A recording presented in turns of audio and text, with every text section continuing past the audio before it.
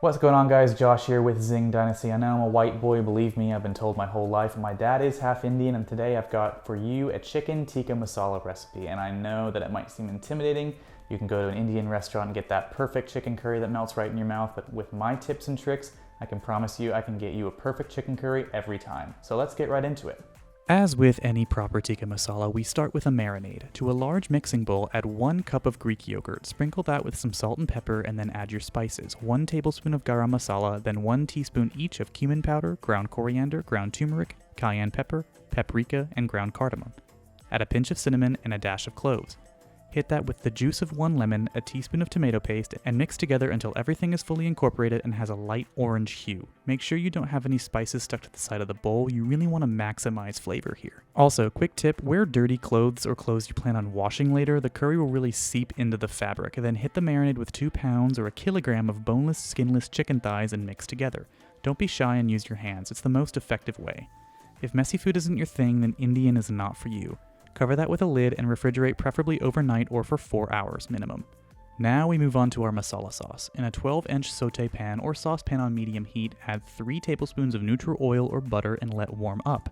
Then add a teaspoon each of ginger and garlic paste and a bunch of cilantro, finely chopped, as well as 2 serrano chilies and 1 onion, also finely chopped, all while hitting that subscribe button. Then add your spices, same as the marinade, and hit it with some more tomato paste, a teaspoon of salt and pepper, and stir until the onions have become translucent and the curry is fragrant. Now you'll hit it with about a half cup of ground cashews and keep stirring until the cashews have softened. Then go in there with 2 cups of tomato sauce and half a cup of sour cream. Stir until you have a nice uniform orange color with no red or white streaks, reduce that heat to low, and cover it with a lid and let those flavors marry together, about a half hour minimum. Now for the rice, take 1 cup of basmati rice, put it in a sifter, hit that subscribe button, and rinse until the water under the sifter runs completely clear. Again, more than welcome here to use your hands to push the water through the rice so that all of the grains get soaked and are ready to be steamed. Now you'll add the rice to a medium saucepan on low heat with a teaspoon of cardamom and a generous pinch of salt, as well as a cup and a half of water, and stir, cover, and bring to a boil. Once at a boil, give it another quick stir, lower the heat to its lowest setting, and cover and let steam for about 12 minutes. Do not remove that lid.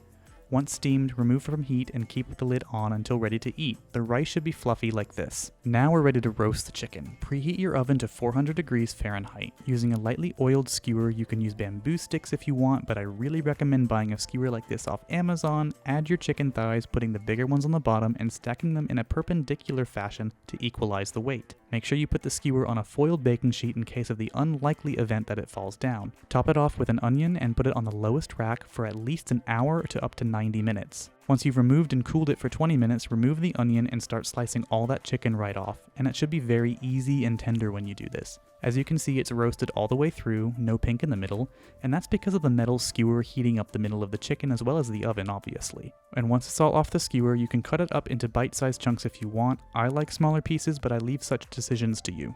Add a bed of rice to your plate, then your chicken, and lastly that beautiful masala sauce, and garnish with some freshly chopped cilantro for color and taste.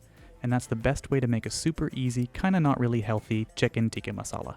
Right, so time management is super critical for this recipe, but it's really not that hard. Once you have your chicken marinating in the fridge, all you gotta do is make your sauce, make your rice, set that aside, and then you roast your chicken, you get everything cleaned up in your kitchen, and then you just enjoy it. And it's so easy. You can do it during the week, you can do it on the weekend, whatever you want.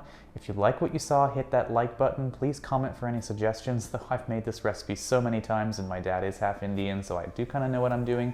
And please subscribe for more spicy content. Once again, I am Josh with Zing Dynasty, and I will catch you next time.